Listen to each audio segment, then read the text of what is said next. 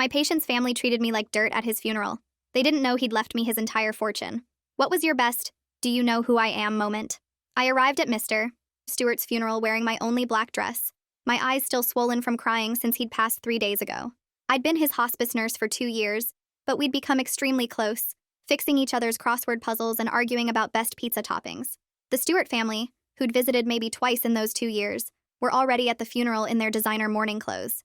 The eldest son immediately snapped his fingers at me like I was a dog. It was immediately clear they had no idea Mr. Stewart had made me the sole beneficiary of his estate, because I was the only person who really cared about him. Finally, the help is here, Avery announced to his siblings. Set up the refreshment table. The caterers left everything in the kitchen, and apparently we have to do everything ourselves today. When I tried to explain I was there to pay my respects, he cut me off. You were paid to take care of him. That includes taking care of his funeral arrangements. The bathroom needs paper towels too. I started to walk toward Mr. Stewart's casket to say goodbye, but his daughter Claire blocked my path. Family only at the casket right now. You can clean around it later. She looked at my dress with disgust. Is that what you wore to work? No wonder Dad was always talking about you. You probably reminded him of the maids from his childhood. The youngest son, Luke, handed me his coat without looking at me. Hang this up somewhere. And while you're at it, my kid spilled juice in the vestibule. Clean it before someone important sees it. When I didn't move immediately, still trying to process that Mr. Stewart was really gone, Luke snapped, Hello? Do you understand English? Oh wait, you're probably illegal. Should I call ICE to motivate you? Claire's husband joined in, speaking slowly and loudly like I was deaf. You clean now, comprend? He turned to his wife. How did Dad even communicate with her? Probably just pointed at things. He made exaggerated cleaning motions. Like this, see? Scrub scrub. Even illegals understand sign language. When I tried to sign the guest book, Avery grabbed the pen from my hand.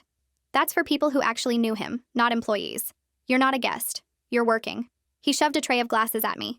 Pass these around and don't speak to anyone. Nobody wants to hear broken English at a funeral. I was crying quietly while serving drinks when Claire noticed and pulled me aside roughly. Stop making this about you. You're embarrassing us in front of the senator. He doesn't need to see the help crying. She actually slapped me lightly across the face. Get it together or get out. Actually, wait. You can't leave because someone needs to clean up after. Luke's teenage son thought it would be funny to trip me while I was carrying a tray of food. I fell hard, appetizers scattering everywhere, and the whole family laughed. Look, the maid's drunk, probably stealing Grandpa's wine. Luke added, This is why we don't hire your kind. No coordination, no class. They made me clean it up on my hands and knees while guests watched. Claire found my purse and dumped it out, looking for stolen items. Let's see what she's taking. Dad's medications, probably, to sell on the street. She found the chess piece Mr. Stewart had given me, his favorite knight, and snatched it. Thief! This is a family heirloom. When I tried to explain he'd given it to me the night before he died, she called me a liar and said she'd have me deported. Avery announced to the room, For those wondering, this is the woman who watched Dad die. Probably hastened it along once she realized there was nothing in it for her. These people come here, take our jobs, and take advantage of dying Americans. He grabbed my arm hard enough to bruise. You're done here. After today, you never contact this family again, or I'll have you arrested. They forced me to serve food during the eulogy, not letting me listen to people talk about the man I'd loved like a grandfather. When I started crying again, Claire threw water in my face. I said, Stop crying. You have no right to mourn him. You were hired help, nothing more. He probably didn't even know your name. He'd called me by my nickname every day, told me I was the daughter he wished he'd had. Luke grabbed me by the shoulders and shook me. After this is over, you're gone, and we're reporting you to immigration. I don't care if you're legal or not. We'll make your life hell. You leeched off our father for 2 years, and that ends today. He pushed me toward the kitchen. Go wash dishes where you belong. I was in the kitchen, hands shaking as I washed plates, when the family attorney walked in and gently touched my shoulder. You need to come to the reading room now. This concerns you. That's when I knew the time had come. The family was already seated, looking annoyed that the help had been brought in. The attorney cleared his throat, pulled out the will, and said, Since none of my children supported me in my time of leave, I leave everything to my beloved nurse and only true friend. There was a beat of silence, and then chaos as the family rose as one, their faces transforming from shock to pure rage, and Claire lunged toward me with her hands already reaching for my throat. Her fingers were almost at my neck when someone grabbed her from behind and yanked her backwards so hard she stumbled and fell against the conference table. Ernest McGrath, the funeral home's security guy who'd been standing by the door, had Claire's wrists pinned while she thrashed and screamed at me. Avery jumped up from his chair and rushed at me with his fist raised, but the attorney stepped right between us, holding the will up like he was blocking a vampire with a cross. Luke tried to come at me from the other side, but Ernest let go of Claire and shoved him back into his seat. The whole room exploded into shouting, and Claire kept trying to claw her way past Ernest to get to me while calling me every name she could think of. The funeral director ran in after hearing the noise, and his eyes went wide when he saw Claire still trying to attack me with Ernest barely holding her back. He pulled out his phone and started dialing while backing toward the door, telling Ernest to keep everyone separated until the police arrived. My legs gave out and I sank into a chair in the corner, my whole body shaking so bad I couldn't even hold my hands steady. The attorney moved his chair in front of mine like a barrier while Claire screamed that I was a thief and a murderer who'd stolen everything from them.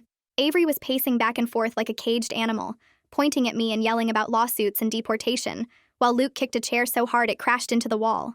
Ernest had to physically block the doorway to keep them from coming at me again, his arms spread wide while they all screamed at once. 2 police officers showed up faster than I expected, probably because the funeral home was only 3 blocks from the station.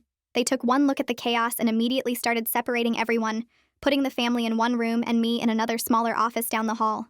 I could still hear Claire shrieking through the walls that I'd manipulated her father and stolen their inheritance while I tried to tell the officer what happened. My voice kept breaking as I explained how they'd treated me during the funeral, and then Claire attacked me after the will reading.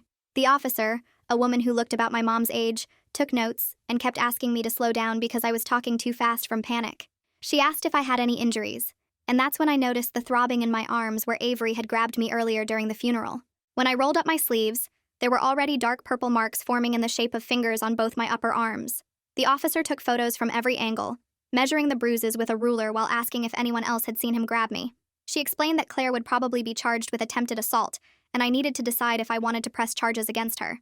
I nodded without even thinking about it because I was still terrified of what she might do to me if the police let her go. After the officers finished taking statements from everyone, the attorney sat down with me in the small office and pulled out a folder from his briefcase. He showed me documents proving the will was completely legal and binding, signed by Mr. Stewart and witnessed by 2 nurses at the hospice facility. He explained that Mr. Stewart had changed everything 6 months ago after his kids forgot his birthday for the 3rd year in a row. The will specifically stated that his children had abandoned him in his final years, and I was the only person who showed him real love and care. There were even notes Mr. Stewart had written about how I was more of a daughter to him than Claire had ever been. The attorney said the family could contest it, but they'd lose because Mr. Stewart had been evaluated by 3 different doctors, who all confirmed he was mentally sound when he made the changes. I finally left through the funeral home's backloading dock entrance while the family was still being questioned by police in the main building. My hands shook so bad I dropped my car keys twice before managing to unlock my beat-up Honda, and I had to sit there for 5 minutes before I felt steady enough to drive. The chest knife Mr. Stewart gave me was still in my pocket where I'd hidden it after Claire tried to take it, and I held it tight the whole drive back to my tiny studio apartment. That night, my phone wouldn't stop ringing with calls from numbers I didn't recognize, at least 30 in the first 2 hours. I listened to 3 voicemails before I couldn't take it anymore, all of them threats about calling immigration and having me deported even though I was born in Dallas. One message from Luke said he'd make sure I never worked in healthcare again, and another from Avery's wife called me an illegal gold digger who'd pay for what I'd done. I turned my phone off and sat on my couch crying while holding Mr. Stewart's chess piece, remembering how we'd play every afternoon while he told me stories about his life. The next morning, I turned my phone back on and immediately called Adeline Fowler, who'd been my supervisor at the hospice company for 3 years. She gasped when I told her what happened at the funeral and said she'd heard Claire had been arrested, but didn't know I was involved. Adeline was furious about how they'd treated me and immediately offered to write a statement about my professional conduct with Mr. Stewart and all the times he'd praised me to the staff. She said she had documentation of every time the family had been contacted about visits and declined, plus notes from Mr. Stewart asking why his children never came to see him. The attorney called an hour later to schedule a meeting about the estate, which apparently included the house, investments worth about $2 million, and all of Mr. Stewart's personal belongings. He warned me the family would definitely contest the will and try to drag things out in court for years if they could, hoping I'd give up or settle for less. He said we needed to move fast to secure the assets and make sure the family couldn't access any accounts or property before the court proceedings started. 3 days later, I walked into the police station to formally press assault charges against Claire, my stomach in knots even though I knew I was doing the right thing. The detective assigned to the case said they had multiple witnesses from the funeral home who saw Claire attack me, including Ernest and 2 other funeral home employees who'd heard the commotion. He showed me Claire's mugshot from when they'd booked her and said she'd been released on bail but had a restraining order preventing her from coming within 500 feet of me. 3 days after filing the police report, a process server knocked on my apartment door with a thick manila envelope that made my hands shake as I signed for it.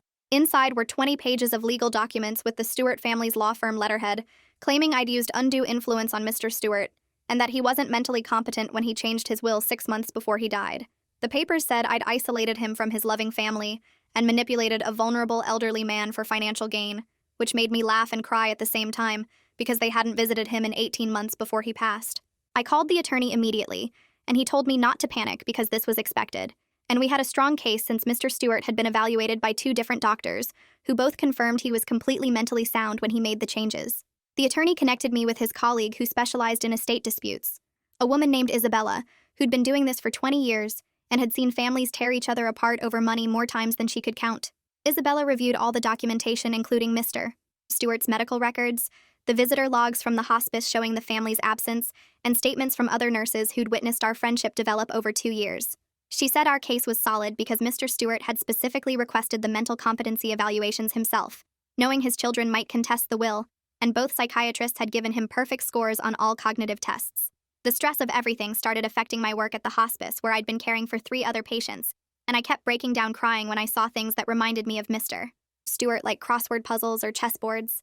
My supervisor Adeline noticed I wasn't myself, and gently suggested I take some time off until the legal situation was resolved, because my patients deserved someone who could give them full attention. I had to file for unpaid leave, which terrified me because my savings would only last about 2 months, and I couldn't afford to lose my apartment on top of everything else happening. That same week, I got a call from Cecilia Blackwell, who'd been Mr. Stewart's neighbor for 15 years, and had heard about what happened at the funeral from other neighbors who'd attended. She was furious about how the family treated me, and immediately offered to testify that Mr. Stewart constantly talked about me being the only person who visited him, and how his children never returned his calls or came for holidays. Cecilia told me she'd kept a journal where she documented every time she saw me arrive for my shifts, and how Mr. Stewart's face would light up when my car pulled into the driveway, plus all the times he'd cried to her about his children abandoning him. A week later, the Stewart family's lawyer sent a settlement offer through my attorney, a single page saying they'd give me $50,000 if I signed away all rights to the estate and agreed never to speak publicly about Mr. Stewart or his family. The insult of it made me so angry my hands were shaking because they were offering me less than what I'd earned in 2 years of caring for him, while they wanted to keep millions they'd done nothing to deserve. Isabella said this was a common tactic to test if I'd fold under pressure, and that refusing it would show we were serious about fighting for what Mr. Stewart wanted me to have. The harassment started on social media the next day, when Luke's teenage son and his friends found my Facebook and Instagram accounts and started posting comments calling me a gold digger, a thief, and worse names I won't repeat here. They created fake accounts to message my friends and family members saying I was a criminal who'd stolen from a dying man, and posted my photo on Reddit claiming I was an illegal immigrant who'd scammed an elderly veteran. I had to make all my accounts private and screenshot everything for the police, who said it was witness intimidation, but proving who was behind the fake accounts would be difficult without subpoenas. 2 weeks later was the preliminary hearing for Claire's assault charge at the courthouse downtown, and she showed up in a black designer suit playing the grieving daughter, who'd simply been overcome with emotion at her beloved father's funeral. Her lawyer argued she'd been in shock and grief when she lunged at me, but the prosecutor played the security footage from the funeral home that clearly showed her attacking me unprovoked while I was just standing there. The judge wasn't buying her act and set a trial date for 3 months later, maintaining the restraining order and warning Claire that any contact with me would result in immediate jail time.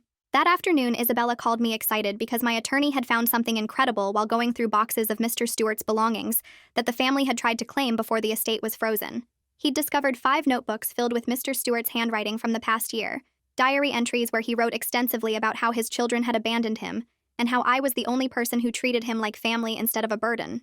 The entries talked about our daily chess games, how I'd bring him his favorite Chinese food on my own dime, and how I'd stay late without pay just to keep him company when he couldn't sleep. One entry from 3 months before he died said I was the daughter he wished he'd had, and that leaving everything to me was the easiest decision he'd ever made because I'd earned it through love, not blood. I sat in my car crying for 20 minutes after Isabella read me that entry over the phone. 3 days later, I was at the grocery store buying ramen noodles because that's all I could afford when I saw Avery walking toward me down the cereal aisle with a look on his face that made my blood run cold. I immediately pulled out my phone and started recording while backing away, my finger hovering over the emergency call button as he got closer. He stopped about 10 feet away when he saw the phone and muttered something about me being a thief who'd pay for what I'd done before turning around and leaving the store. I called the police from my car and filed another report, adding it to the growing pile of documentation about the family's harassment and intimidation attempts. Isabella and my attorney spent the next week preparing our response to the will contest, gathering medical records from Mr. Stewart's doctors, the diary entries he'd written, and statements from 12 neighbors and hospice staff members who'd witnessed our relationship. The evidence literally filled 3 large boxes, including visitor logs showing the family hadn't visited in 18 months, phone records showing Mr. Stewart's unanswered calls to his children, and emails where he'd begged them to visit for his birthday and been ignored. We also had statements from other patients' families at the hospice who'd seen how Mr. Stewart and I interacted, including one woman who said she'd never seen a patient and caregiver develop such a genuine friendship. 2 weeks later, I walked into a cold conference room downtown for my deposition, my hands shaking as the family's lawyer set up a video camera and spread out stacks of papers across the table. He started by asking about my work history, then spent the next 6 hours picking apart every single interaction I'd had with Mr. Stewart over 2 years. He asked if I had a green card 5 different times, even though I'd already shown him my Texas birth certificate twice. He wanted to know exactly what medications I gave Mr. Stewart each day, implying I might have overdosed him, then asked about my immigration status again while I was answering. He made me describe every chess game we played, every crossword puzzle we solved, suggesting I was manipulating a confused old man the whole time. When I mentioned bringing Mr. Stewart Chinese food, he asked if I was trying to poison him with foreign food, then asked to see my work visa even though I'd already explained I was born in Houston. The court reporter looked uncomfortable as he asked about my parents' citizenship status, my grandparents' immigration papers, whether I sent money back to my home country. I kept repeating that Texas was my home country while he shuffled through papers and asked if I understood that lying about citizenship was a federal crime. By hour 4, he was asking the same questions over and over, trying to catch me in some kind of lie about how often I cleaned Mr. Stewart's room or whether I ever accepted tips from him. He actually asked if I could read English well enough to understand legal documents, speaking slowly like I was stupid, even though I'd been answering complex medical questions for hours. 3 days later, I got a call that Claire's assault trial was postponed because her lawyer claimed she needed mental health treatment for complicated grief. The prosecutor met with me that afternoon and explained this was a common tactic rich people use to avoid consequences, that Claire's therapist would claim she wasn't mentally competent to stand trial right now. She showed me the paperwork where Claire's lawyer argued that attacking me was a grief-induced breakdown, not criminal assault, even though the security footage clearly showed her lunging at my throat. The prosecutor warned me this could delay the trial for months while Claire attended therapy sessions she probably didn't need. My landlord knocked on my door the following week holding a letter the Stewart family had sent him, claiming I was under criminal investigation for elder abuse and theft. He said he didn't believe a word of it, but wanted me to know they were calling all the property management companies in town, trying to get me evicted or blacklisted. He'd already gotten 3 calls from other landlords asking if I was really a criminal, and he'd told them all it was harassment from a family mad about an inheritance. I started noticing the same gray sedan parked outside my apartment building every morning, then saw it again when I went grocery shopping, and at the pharmacy when I picked up my anxiety medication. My attorney filed for a restraining order when I sent her photos of the car following me to 4 different locations in one day. But even after the order was granted, I still saw different cars that seemed to appear everywhere I went. The windows were always tinted too dark to see who was driving, but I knew the family had hired someone to watch me. During discovery, my attorney called me excited because she'd found something huge in the family's own evidence they'd been forced to turn over. Their phone records showed they hadn't visited or even called Mr. Stewart in over 18 months before he died, and his phone logs showed dozens of unanswered calls where he'd tried to reach them. She had emails where Mr. Stewart begged Avery to visit for his birthday, and got no response. Voicemails where he asked Claire to come for Christmas that she never returned. The evidence showed Luke had actually blocked his father's number 6 months before he died. My savings account hit zero faster than I'd expected, and with the estate frozen during the legal fight, I had no choice but to sell my car to pay rent and buy food. The used car dealer gave me $3,000 for my Honda, enough to survive maybe 2 more months if I was careful.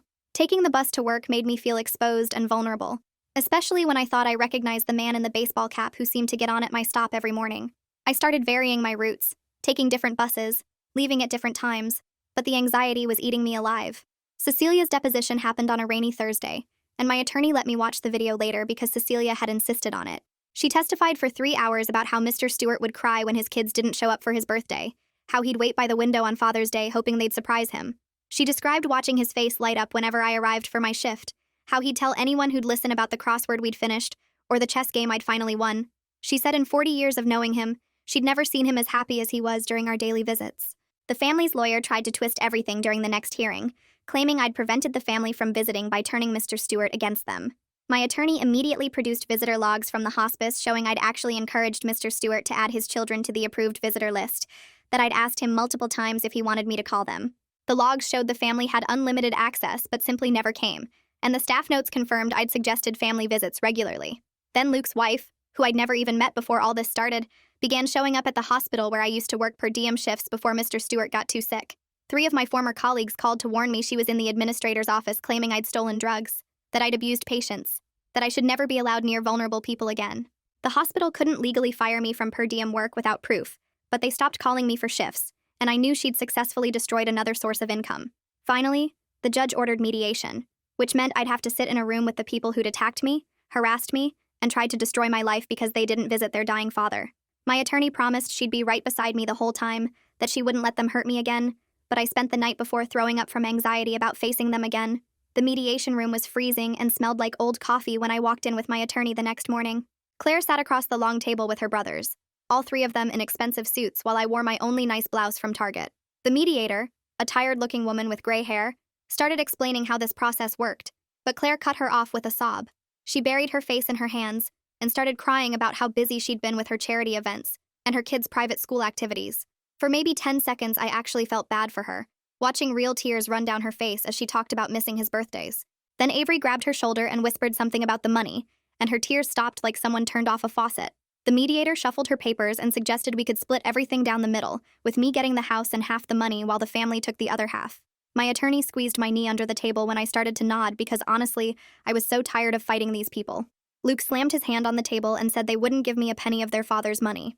The mediator tried again with different numbers, but the family wouldn't budge from wanting everything. After 3 hours of going nowhere, we left with nothing resolved.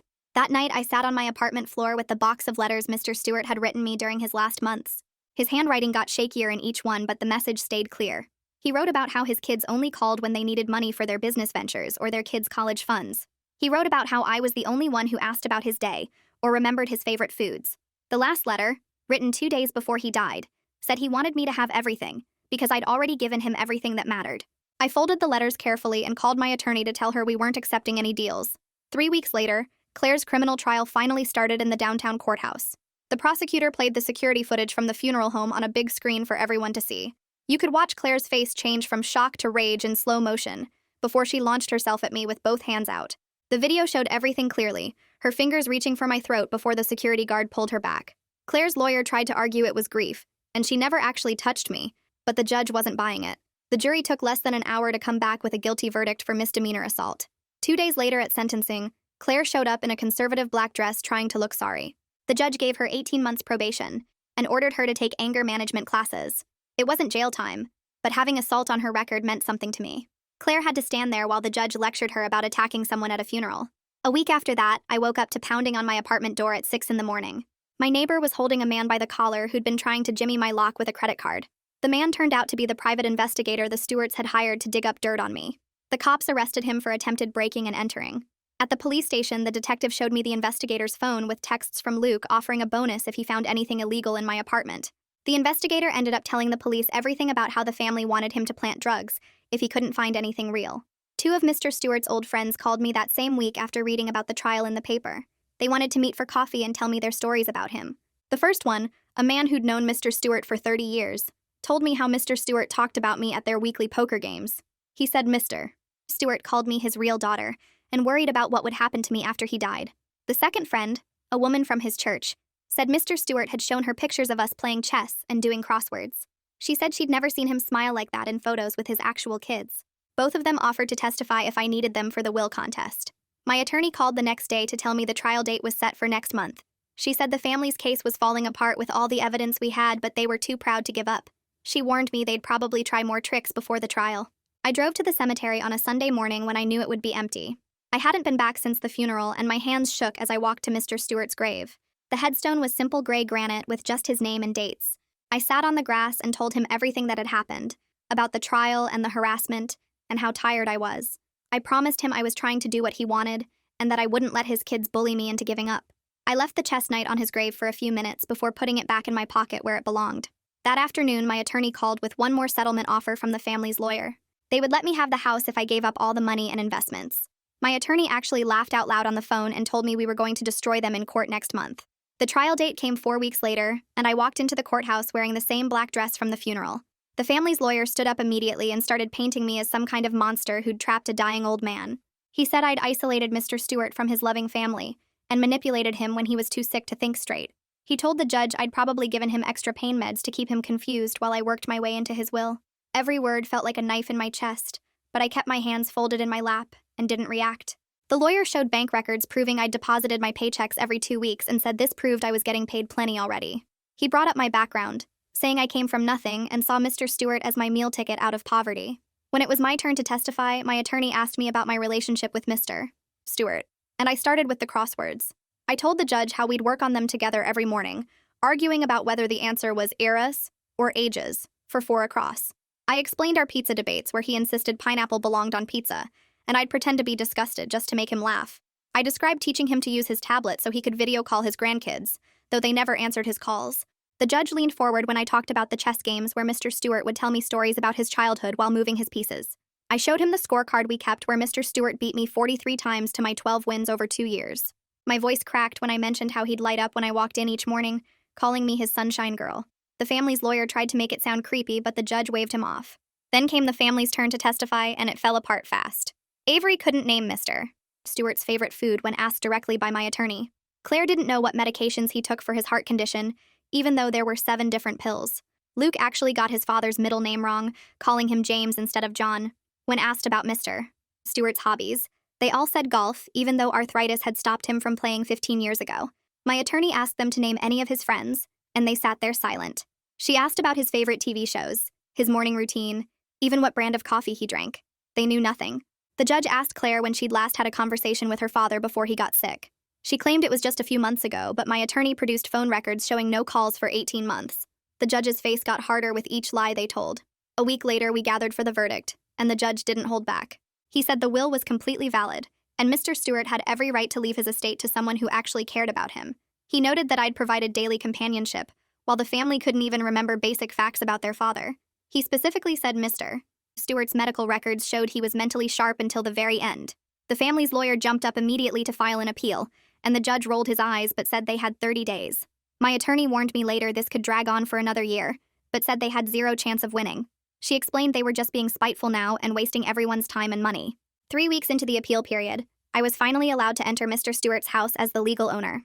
The key turned easily in the lock, and I stepped into the hallway where we'd celebrated his last good day. His reading chair still had the indent from where he'd sat every afternoon with his mystery novels. The chessboard was still set up from our last game, waiting for him to make his next move. I found our crossword book on the side table with his pencil still marking the page. That's when I finally cried. Really cried. For the first time since the funeral. I sat in his chair and smelled his cologne still faint in the fabric. The kitchen had his favorite mug next to the coffee maker, and his pills still lined up in the weekly organizer I'd filled. 8 months passed with legal documents flying back and forth before the appeals court finally reviewed the case. They dismissed it in less than an hour, saying there was absolutely no legal basis for overturning the original decision. The family had spent thousands on lawyers for nothing, and the house was officially mine forever. I moved in the next week, bringing my few boxes of belongings into the massive house. The first thing I did was set up Mr. Stewart's chess set in the living room exactly where we used to play. The knight he'd given me went on the mantle where I could see it every morning when I came downstairs. I kept everything else mostly the same because it felt like he was still there somehow. Adeline called me a month later saying she'd heard about everything and asked if I wanted my hospice job back. She said the whole team had been rooting for me and they'd love to have me return. I started back the next Monday, more determined than ever to make sure my patients felt loved and remembered. My experience with Mr. Stewart made me pay even more attention to the lonely ones whose families never visited. 2 weeks after I moved in, a letter arrived from Claire's lawyer with her handwriting on the envelope inside. She apologized for attacking me at the funeral and asked if we could meet to talk about her father. I read it twice, then dropped it straight into the trash can. Some people don't deserve second chances, especially when they only want them after losing millions. The house felt too big sometimes, but I turned Mr. Stewart's office into a space for the hospice volunteers to meet. We started a program matching lonely patients with visitors who actually wanted to spend time with them. Mr. Stewart would have loved knowing his house was helping other forgotten people feel less alone. I started working with a lawyer to set up the Stewart Foundation for Forgotten Patients using part of the inheritance money. The paperwork took weeks, but I wanted it done right, creating a fund that would pay for companionship services and cover funeral costs for hospice patients whose families never visited. The lawyer helped me structure it so the money would last for years, helping dozens of people avoid dying alone like Mr. Stewart almost had. I put in $200,000 to start, knowing Mr. Stewart would have loved that his money was helping other abandoned people. The foundation would pay for volunteers to visit, play games with patients, and make sure they had someone at their funeral who actually cared. 6 months after winning the case, I was depositing a check at the bank when I saw Luke at the next teller window. He glanced over and our eyes met for just a second before he looked away and walked quickly toward the exit. His shoulders hunched forward and he kept his head down, nothing like the man who'd shaken me and threatened deportation at the funeral. The teller asked if I was okay, and I realized I was smiling because Luke couldn't even look at me anymore. Cecilia started coming over every Sunday afternoon for tea in Mr. Stewart's kitchen. We'd sit at his old table and she'd tell me stories about him from 20 years ago, when his wife was still alive. She showed me photos of him younger and healthier, teaching his kids to ride bikes before they grew up and forgot about him. She always said he'd be so proud that I stood up to those awful children and didn't let them bully me into giving up what he wanted me to have. Those Sunday teas became my favorite part of the week. sharing memories with someone else who really knew and loved him. I went back to my hospice job full-time even though I didn't need the money anymore. My patients could tell the difference, that I was there because I wanted to be with them, not because I had to pay rent. I spent extra time with the ones whose families never came, playing cards or reading to them or just sitting quietly holding their hands. Adeline said I was different now, more confident and sure of myself, and the patients responded to that strength. The local newspaper heard about the Stewart Foundation and sent a reporter to interview me. The story ran on the front page with a photo of me in Mr. Stewart's living room, holding the chess knight he'd given me. Within days, donations started arriving from all over town, people who'd watched their own loved ones be abandoned or who'd been forgotten themselves. An anonymous donor sent $50,000 with a note saying they wished someone had done this for their mother. The foundation account grew to $500,000 within 3 months, enough to help patients for decades. A year after the court case, I was playing chess with a new patient named Harold, who had the same sharp mind Mr. Stewart had. He mentioned his kids lived across the country and never called, too busy with their own lives to care about his. I moved my bishop and told him family isn't always about blood, that he got to choose who his real family was. He smiled and moved his knight, saying I sounded like I knew from experience. We played every Tuesday and Thursday after that, and I made sure he knew he wasn't alone. I finally had enough money and time to go back to the school for my RN degree. The night classes were hard after full days at the hospice, but I pushed through because Mr. Stewart always said I was too smart to stay at the same level forever. The other students were mostly younger, but they accepted me, and we formed study groups that met at my house because I had the most room. Walking across that graduation stage 18 months later, I wished Mr. Stewart could see me in my cap and gown. Every night before bed, I'd go to the living room and look at the chess knight on the mantel. I'd touch it gently and thank Mr. Stewart for seeing me as family when his own kids couldn't be bothered to visit. His love and trust changed everything for me, from barely making rent to owning a beautiful home, from being treated like worthless help to running a foundation that helped hundreds of forgotten patients. The night reminded me that real family is about who shows up, who stays, who cares enough to be there at the end. Mr. Stewart chose me, and I chose him, and that choice made all the difference in both our lives. Thanks for sticking around and exploring all these questions with me. It's always interesting to wonder about this stuff together. Take care, and if you made it to the end, drop a comment. I love reading all your comments.